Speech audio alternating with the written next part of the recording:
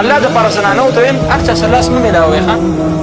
څوک کور ته راشي بس ته ورځې او بیا خلک ګیلې کوي زه ورغلی وم هغه هندګورې ما لره ونوتله ما سره یې په خیر ونه کړو پلانکۍ لور خې ما نه پټه شو ما لره ونوتله ما سره یې په خیر ونه کړو وایي څوک چې د غیر محرمې زنانه سره لاس میلاو کي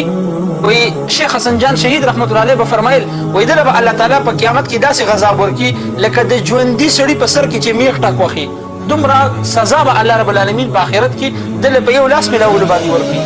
ماما لور غیر محرمه ده تر لور غیر محرمه ده د ترور لور غیر محرمه ده داسې مامي غیر محرمه ده چاچی غیر محرمه ده نو داسې رشتو کې موږ وایو دا نږدې زموږ زړه صفا دی بعضې خلک وایي زموږ زړه صفا دی ستا زړه ډېر صفا و که د صحابه کرامو زړه ډېر صفا و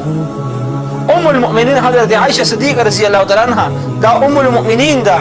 دا د مؤمنانو مور ده او دا قانون او قاعده ده چې په کومه زمانه کې پیغمبر وفات شي د هغه د بیبي سره بل سړی نکاح نشي کولی دا ام المؤمنین وي صحیح ده لیکن بیا به هم هغې پرده کوله د خپلو صحابه کرامو نه